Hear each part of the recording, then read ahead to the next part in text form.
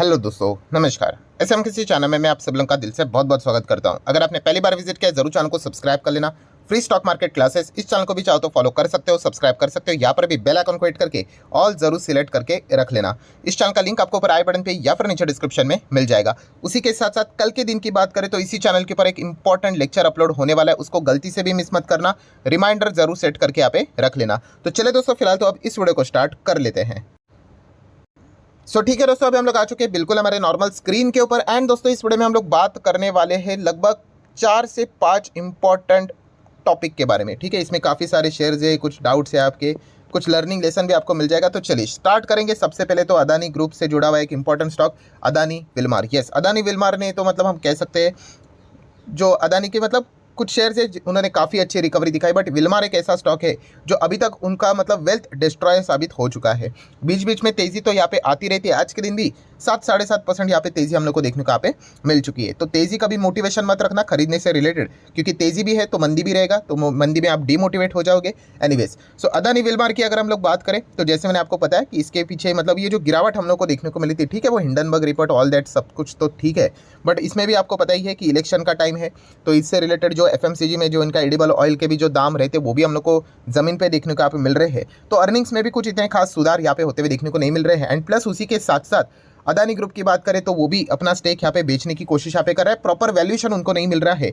ये बात खुद कंपनी के सीएफओ ने, मिस्टर सिंह जी ने ही ये बात सबके सामने यहाँ पे रखी हुई थी। तो तब से लेकर अभी तक एक ही रेंज में स्टॉक यहाँ पे चल रहा है। ठीक है, कोई खास रिकवरी अभी तक तो हम लोग को देखने को यहाँ पे नहीं मिली है। नेक्स्ट अगर हम लोग बात करेंगे दोस्तों तो केपीआई ग्रीन एनर्जी नाम की तरह ही जबरदस्त परफॉर्मेंस लगातार इस कंपनी का चल ही रहा है। एंड मार्केट कैप दोस्तों 10,000 करोड़ तक यहाँ पे आ चुका है। मतलब 400 करोड़ का मार्केट कैप के साथ हम लोगों ने इसको स्टडी किया था। ठीक है, 400-500 हो सकता है, आज 10,000 करोड़। ठीक है, तो आज भी याद है वो वीडियो बनाया था, जैसे कि आपको कहा था। ऑब्वियसली मैं कोई रिकमेंडेशन नहीं देता हूँ, बट हाँ उस वीडियो का टाइटल आज भी याद है कि भाई पेनी स्टॉक के पीछे भागने से अच्छा आप ऐसे स्टॉक्स में एक्सपेरिमेंट करोगे, इवन दो एक शेयर लेकर भी, तो भी आपको बहुत कुछ चीज़ें सीखने को यहाँ पे मिल सकती है अगर आपने खुद से किया तो। ठीक है, किसी के बोलने के ऊपर ये चीज़ें करनी होती नहीं है। ठीक है, सो काफ़ी काफ़ी काफ़ी एकदम एक्सेप्शनल, मतलब सोचा भी नहीं था कि इतना कमाल का परफॉर्मेंस देखने को मिलेगा। और इसी चीज़ के चलते आप यहाँ पे देख सकते हो दोस्तों, केपीआई ग्रीन एनर्जी लगातार शानदार परफॉर्मेंस हम लोग को देते हुए देखने को यहाँ पे मिल रहा है। लगातार ऑर्डर मिल रहे, देखिए ऑर्डर बुक बढ़ते रहेगा तो कंपनी भी यहाँ पे तेज होती रहेगी। एंड यही नज़र हम लोग को लगातार देखने को मिल रहा है। ठीक है, तो याद रखना जिस दिन इनके ऑर्डर बुक रुक गए तो बड़ा प्रॉफिट बुकिंग भी हम लोग को देखने को मिलेगा। उस पर कोई दुनिया खत्म नहीं होती है। ठीक है, ये भी पॉइंट आप लोगों को पता होना चाहिए। नेक्स्ट बात करेंगे पेटीएम। तो चलिए पेटीएम में आज के दिन वापस सर्किट यहाँ पे लगाए, जितने भी सर्किट लगने दो जहाँ पे बिजनेस हम लोग को अच्छा देखने को नहीं मिलता है दोस्तों। अच्छा देखने को नहीं मिलता है मतलब अभी इतने सारे रेस्ट्रिक्शन, लोग शिफ्ट हो रहे हैं। उसी के साथ साथ अगर देखा गया तो काफ़ी इन्वेस्टिगेशन ये वो। एंड आपको पता है इन्वेस्टिगेशन में एक सबसे डरावनी चीज़ कौन सी होती है?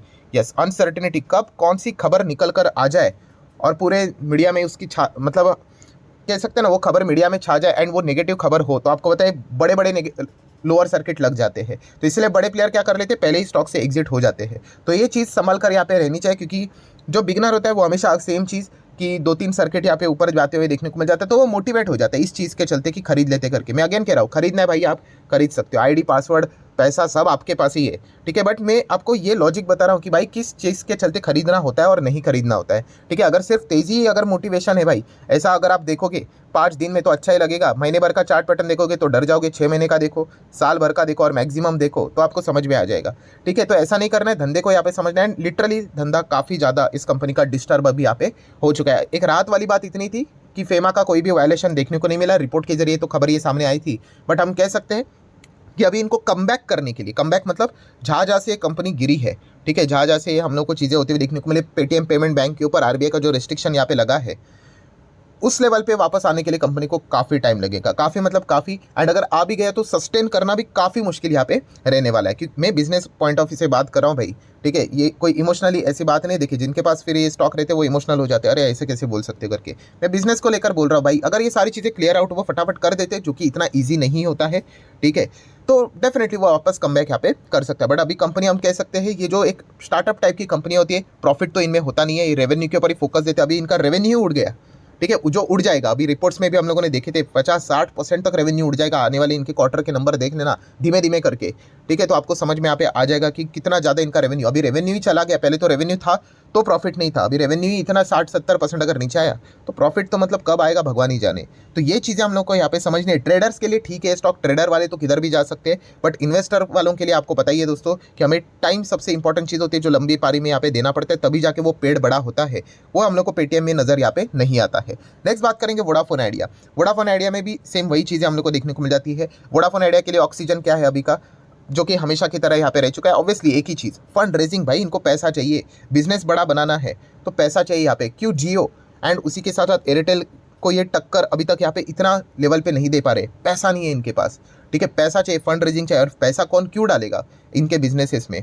क्योंकि काफ़ी ज़्यादा रिस्क है। ऑलरेडी अगर देखा गया तो डियोपॉली हम लोग को देखने को मिल चुका है और इनका मार्केट शेयर लगातार नीचे जा रहा है। बट जब भी इस प्रकार की खबर आती है कि भाई फंड रेजिंग का प्लान करने वाले, आप देख सकते हो कि वोडाफोन आइडिया शेयर इसीलिए भागा बिकॉज बोर्ड मीटिंग कंसिडर यहाँ पे करने वाली है, मतलब बोर्ड मीटिंग सेटअप हो चुकी है फंड रेजिंग कंसिडर करने के लिए, ठीक है। अभी होगा नहीं होगा वो तो बाद में पता चलेगा। कब पता चलेगा? तो 27 फेब को इनकी बोर्ड मीटिंग है। देख लेते कैसे पैसा ये रेस कर पाते हैं या नहीं। अभी देखा गया तो इस प्रकार की काफ़ी खबरें हम लोगों ने कई बार सुनी है और इसी खबर के चलते ट्रेडर काफ़ी अच्छा फायदा उठाते हैं। बट अगर एक इन्वेस्टर मतलब कौन, एक बिगनर अगर इस खबर को एज ए इन्वेस्टमेंट के लिए समझकर पैसा डालेगा तो ये कितनी डेंजरस और गलत बात है, आप अंदाजा यहाँ पे लगा सकते हैं। हाँ, अगर उनका तुक्का चल गया कि भाई कोई तो फंड रेजिंग की एक्चुअली एक्टिविटी, मतलब अगर उनको पैसा अगर मिल जाता है, परमिशन यहाँ पे मिल जाता है एक्चुअल में तो फिर वो एक डिफरेंट पार्ट है। बट अभी तक अगर देखा गया तो फंड रेज करने के लिए अनाउंसमेंट तो बहुत हुए हैं बट कोई पैसा डालने के लिए रेडी नहीं है, ठीक है। क्योंकि एक डूबता हुआ जहाज हम लोग को साफ साफ नजर आ रहे हैं, जिनकी कस्टमर हर महीने की अगर मैं बात करूँ, जो हम लोग को डेटा देखने को यहाँ पे मिल जाता है,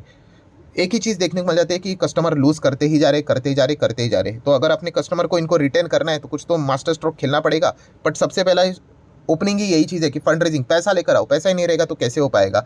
हाँ, एक चीज़ हम कह सकते हैं इसमें अच्छी एक ही है, अच्छी मतलब इन्वेस्टमेंट के लायक नहीं है, बट प्रमोटर, इनके प्रमोटर हम कह सकते हैं बिरला ग्रुप, आपको पता ही है। ऐसा कोई मतलब धोखेबाजी तो करेंगे नहीं। हाँ, बिजनेस फेल होते हुए देखने को मिल जाता है। अगर दूसरा कोई बिजनेस या फिर प्रमोटर होता भाई, वो अब तक माल पूरा पब्लिक को यहाँ पे मतलब उनके खाते में डालकर खुद भाग भी गया होता। बट बिरला ग्रुप है, इसलिए हम यहाँ पे कह सकते हैं कि समहाउ वो इस डूबते हुए जहाज को बचाने की तो कोशिश यहाँ पे कर रहे हैं। बीच में आप देख सकते हैं 72 का हम लोग को जो शेयर होल्डिंग पैटर्न है वो काफ़ी लोग डिस्टर्ब हो गया। अरे सर ये तो 72 50, अरे ऐसी बात नहीं है। ये जो गवर्नमेंट है उनको उन्होंने स्टेक दे दिया। क्यों? क्योंकि गवर्नमेंट का पैसा देना यहाँ पे बाकी था और गवर्नमेंट ने बोल दिया चलो आप अपना जो कर्जा है उसको इक्विटी में तब्दील करो। क्योंकि गवर्नमेंट भी अभी चाहती है कि भाई डियोपॉली ना हो, जो कि एयरटेल एंड जियो ने ऑलरेडी क्रिएट करके रखी हुई है। कोई तो और भी प्लेयर चाहिए, वरना बहुत ज़्यादा बाद में तकलीफ यहाँ पे हो सकती है। तो इसलिए सरकार भी इनको जितना हो सके भाई सपोर्ट तो कर लिया। अब देख सकते हो इक्विटी मतलब डेप्ट को इक्विटी में तब्दील यहाँ पे कर लिया, तो वही स्टेक हम लोग को यहाँ पे शिफ्ट होते हुए देखने को यहाँ पे मिल चुका है। अभी आगे देख लेते हैं ये कैसे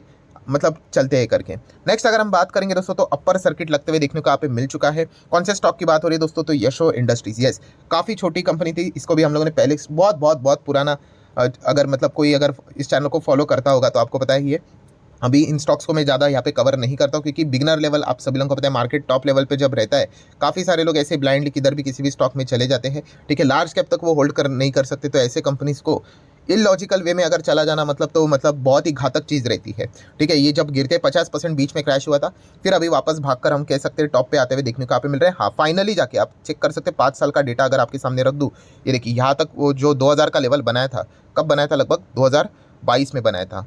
अब भी जाके हम कह सकते हैं वो टॉप लेवल तोड़ दिया है करके। तो ठीक है, लॉन्ग टर्म में ये सारी चीज़ें होती रहती है। लॉन्ग टर्म मतलब प्योर चीज़ समझ में यहाँ पे आनी चाहिए कि आप किसी कंपनी के ऊपर बिजनेस देखकर दाव लगा रहे हो, रोज़ तो पैसा बनने वाला है नहीं। तो अच्छा पैसा बना था, उसके बाद देख सकते 50% क्रैश हुआ था, फिर कंसोलिडेट ही हुआ था 2-3 साल, कुछ भी पैसे नहीं बने एंड उसके बाद वापस भागा, तो कंपाउंडिंग का फायदा मिलकर और अच्छे खासे रिटर्न यहाँ पे बन ही रहे हैं। तो तेज़ी देखकर अभी वापस कुछ लोग मोटिवेट हो जाएंगे। अगेन सेम वो मिस्टेक बार बार यहाँ पे करते रहेंगे क्योंकि जहाँ पे सर्किट है अपर साइड पे, तो लोअर साइड पे भी वो चीज़ें हम लोग को देखने को मिल जाती है। कंपनी केमिकल सेगमेंट में काम करती है, इसका भी मार्केट कैप आप ये देख सकते हैं दोस्तों। एक नैनो कैप से कंपनी माइक्रो कैप से स्मॉल कैप यहाँ पे बनती हुई देखने को यहाँ पे मिल चुके हैं। शेयर होल्डिंग पैटर्न भी अच्छा है, 70% प्रमोटर के पास है, पब्लिक के पास 27-28% देखने को नहीं। इंस्टीट्यूशन इसमें ज़्यादा इन्वॉल्व नहीं रहते अनटिल एंड अनलेस कंपनी थोड़ी सी और बड़े साइज की यहाँ पे बन जाए। नेक्स्ट बात करेंगे दोस्तों तो JFS, जियो फाइनेंशियल सर्विसेज, काफ़ी ज़बरदस्त परफॉर्मेंस, 10% से भी ज़्यादा की तेज़ी है। कुछ तो बड़ा यहाँ पे हो भी सकता है, किसी ना किसी ने तो बड़ा माल यहाँ पे खरीदा होगा। अगेन कह रहा हूँ दोस्तों, आपने खरीद कर कोई चार्ट पैटर्न पे इस प्रकार का मूवमेंट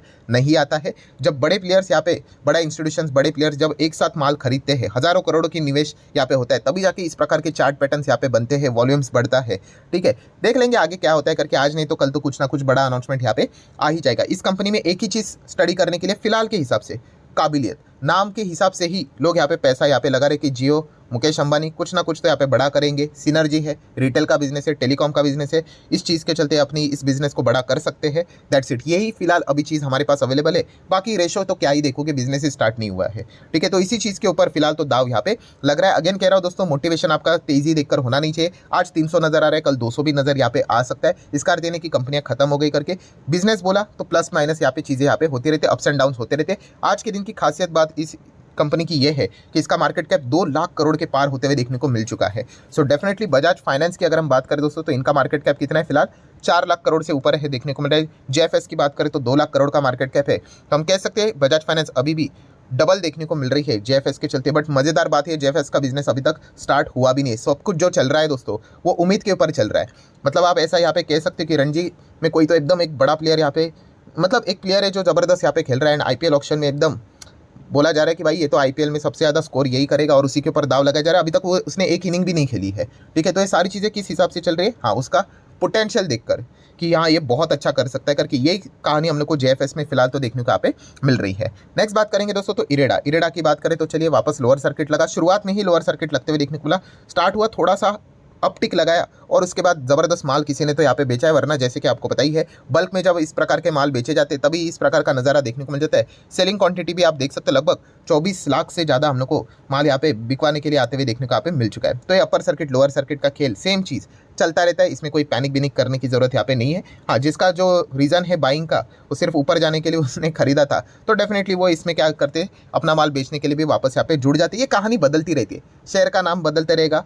ठीक है, बट जिनका जो रीज़न रहता है किसी स्टॉक को खरीदने से रिलेटेड, वो ऐसी चीज़ के चलते बेचने के लिए भी यहाँ पे आते रहते हैं। तो बिजनेस देखकर आप लोगों ने यहाँ पे जाना है। सरकारी कंपनी है, इलेक्शन का भी टाइम है, तो ये सारी चीज़ों को मद्देनजर रखते हुए आपने कोई भी फैसला यहाँ पे लेना है। जितना हो सके सारी चीज़ों को यहाँ पे मैंने कवर कर लिया। वीडियो हेल्पफुल लगा होगा तो चाहो तो लाइक एंड शेयर कर सकते हो। मिलते हैं नेक्स्ट वीडियो में, तब तक के लिए बाय बाय।